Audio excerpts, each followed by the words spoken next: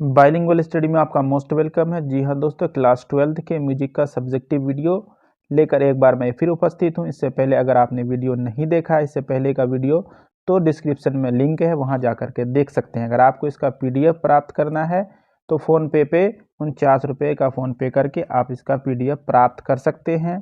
आपको जो number screen पे दिख रहा है उसी पे फ़ोनपे करना है। अगर आपको वहाँ से नहीं हो पा रहा है तो इसी नंबर के व्हाट्सएप के DP में जो फ़ोनपे का स्कैनिंग जो है बार लगा हुआ है, उसको स्कैन करके आप भेज सकते हैं।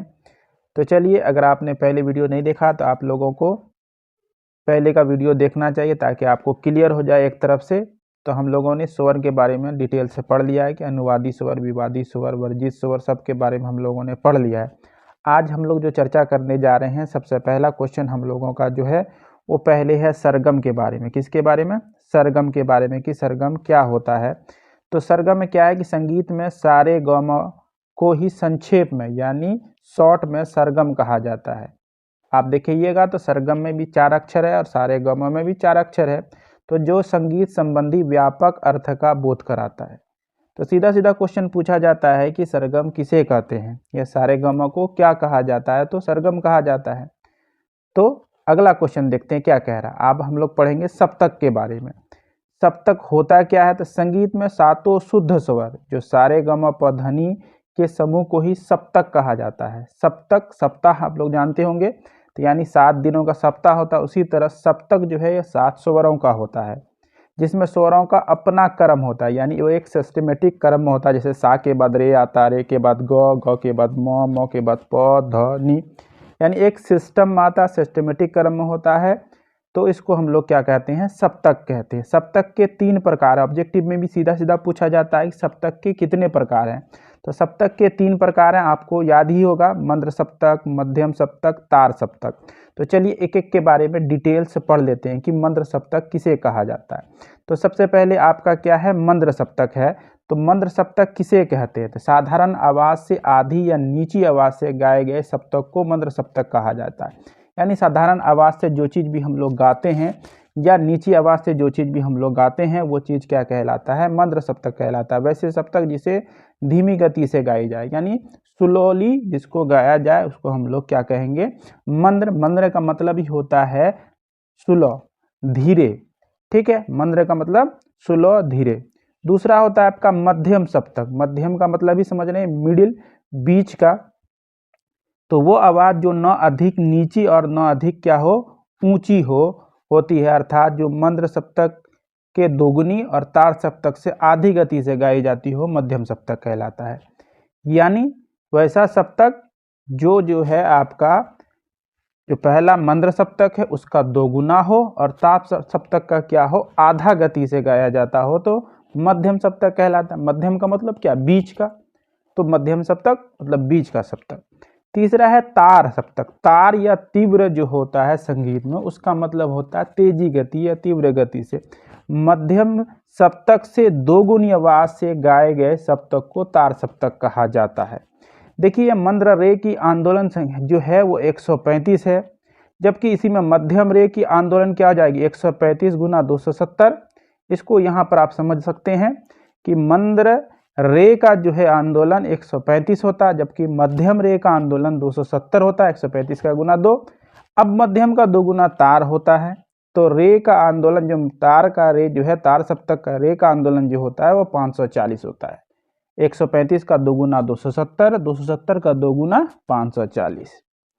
तो आप लोग वीडियो को लाइक कर दें और इसी तरह का और भी सेशन चलता रहेगा। चलिए एक क्वेश्चन और देख लेते हैं हम लोग कि लय क्या है। ठीक है, लय क्या है?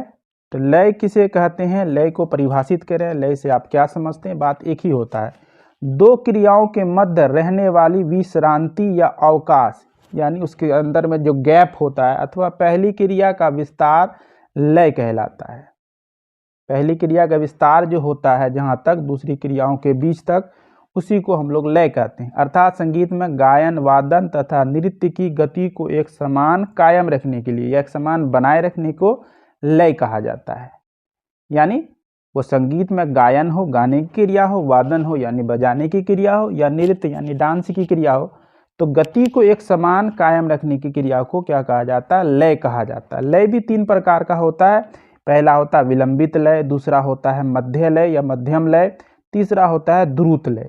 तो इसके बारे में भी हम लोग पढ़ लेते हैं कि पहला समझते हैं कि विलंबित लय किसे कहा जाता है।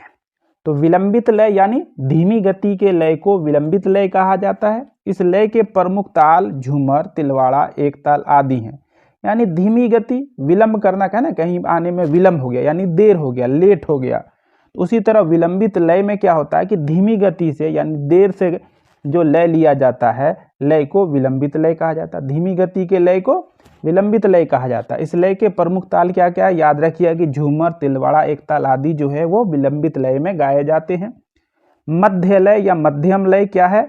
जो लय गति विलंबित लय से तेज हो, जिस लय, यहाँ जिस कर लीजिएगा इसको काट के, जिस लय की गति विलंबित लय से तेज और द्रुत लय से कम हो। मध्यम का मतलब ही होता है बीच का, उसे मध्य लय का। जिस लय की गति विलंबित लय से तेज और द्रुत लय से कम हो उसे मध्य लय कहा जाता है। इस लय के प्रमुख ताल हैं 3 ताल, झपताल, दादरा, रूपक आदि।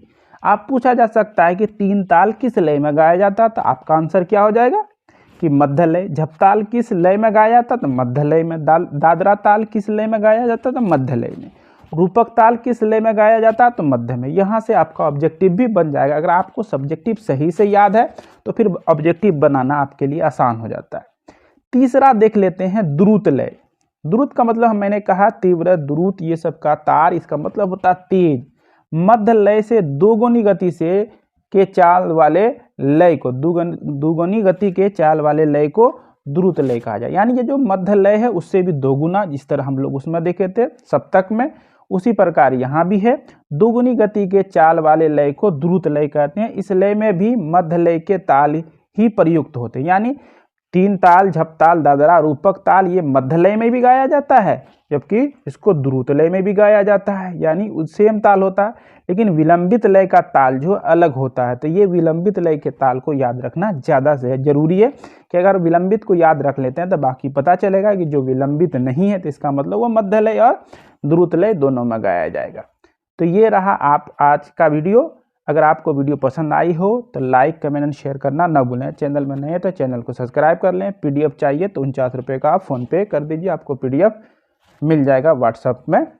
ठीक है, चलिए आपसे मिलते हैं अगली वीडियो में, तब तक के लिए धन्यवाद।